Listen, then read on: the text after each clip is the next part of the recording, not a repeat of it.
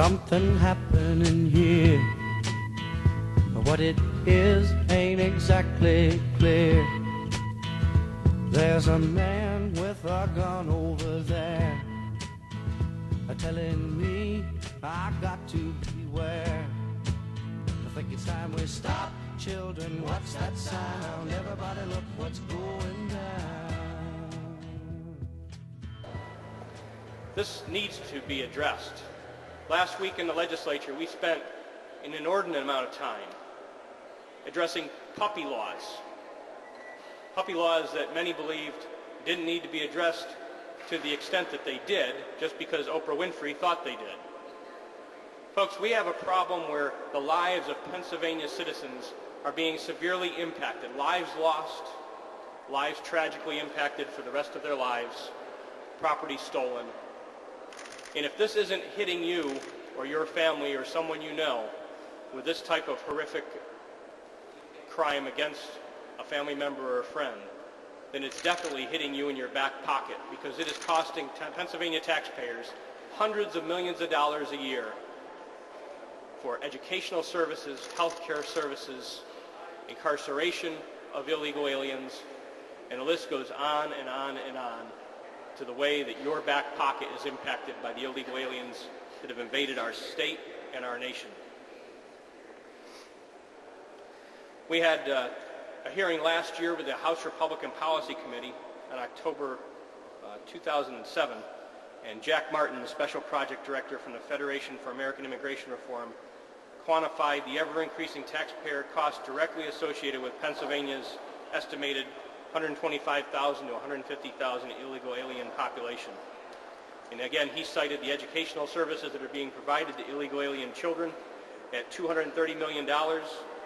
He also estimated the emergency medical expenditures, incarceration costs at $285 million. And he said if left unchecked, estimated taxpayer costs as a result of the growing illegal alien population in Pennsylvania could easily reach $812 million by 2020. I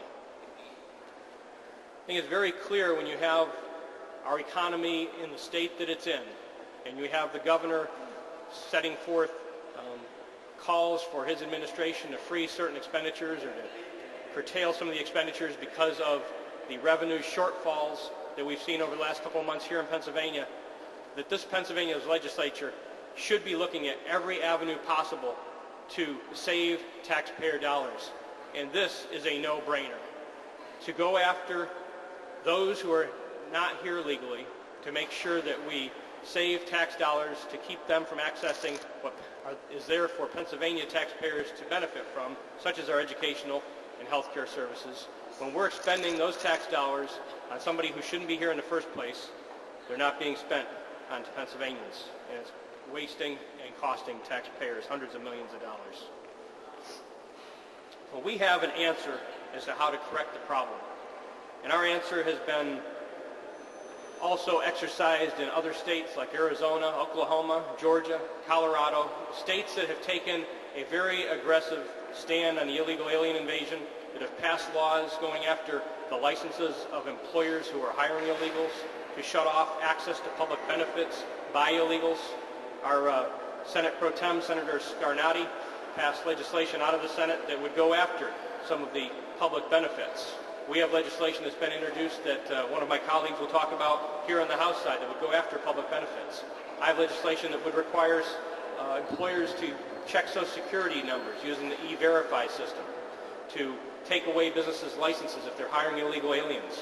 We have legislation to go after any city that would put forth a sanctuary city-type policy. It was recently reported in WorldNet Daily, I believe it was, that Texas is really reaping the consequences of not putting forward good legislation to address the illegal alien problem, not putting it forward as far as not passing it. I know that they've put it forward in the legislature.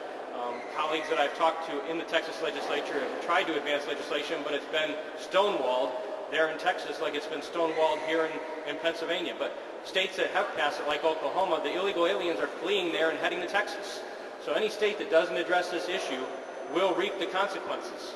They will have more illegal aliens coming within their borders, committing crimes, spreading disease, taking jobs, in taking money out of the back pockets out of taxpayers of their state if they don't address this issue.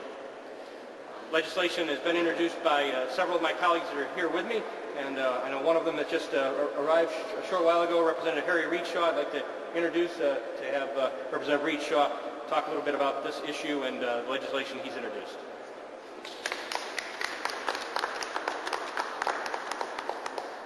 Thank you, Representative Metcalfe.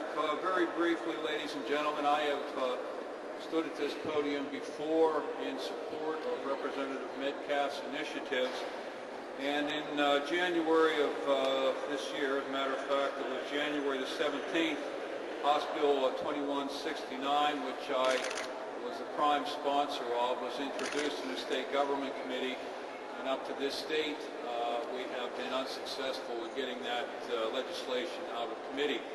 Obviously, with the days growing short in our legislative session, I do not anticipate that it will be considered this session, but I can guarantee you it will be one of the first pieces of legislation that I introduce in the new session. Very briefly, House Bill 2169 parallels a law enacted in Oklahoma that took effect in November 1st, 2007. Similar to provisions on the books in Georgia and Colorado. I emphasize that this proposal does not seek new impositions on new restrictions, but rather it would allow the Commonwealth of Pennsylvania to assert its right to ensure that immigration laws are enforced when federal government will not or cannot enforce them itself. Briefly, and this is not really earth-shattering as far as I'm concerned, you know, the elected officials have a duty to their constituents, and my constituency seems to be extremely concerned about the subject of illegal immigrants. And the provisions of this bill would require public agencies to determine if people seeking benefits are lawfully in the country, but would exempt children up to age 14. Mandate that public employers and companies contracting with public employers use electronic measures to verify a person's eligibility for employment. Make it a felony to knowingly transport or harbor an illegal immigrant. Authorize the state attorney general to reach an accord with the federal government to permit state and local enforcement officers to assume certain federal immigration enforcement responsibilities.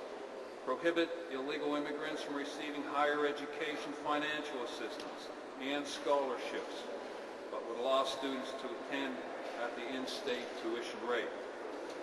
Mandate prisons verify the immigration status of people arrested on drunken driving or felony charges.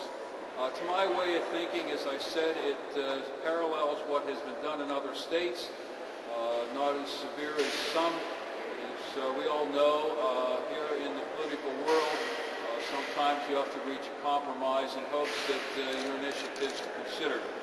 So as I said, I'm very realistic and not accepting, but knowing as the great days grow short in this legislative session, this legislation will probably not be considered, nor will it be considered in the State Government Committee. But I assure you, and I'm sure Representative Metcalfe feels the same about his initiatives and the colleagues who stand behind me at this moment, that we will not give up on this issue. It's extremely important. It's one that my constituents are extremely concerned about for many of the various reasons which Representative Metcalfe already stated. So we shall continue the battle in hopes that we are successful. Thank you very much. Thank you, Representative Harry Readshaw. And this issue is not a partisan issue. It shouldn't be a partisan issue. I'm a Republican. Representative Readshaw is a Democrat. We have co-sponsors that are Democratic. We have co-sponsors that are Republican. This should be an issue that's moved forward in a bipartisan manner.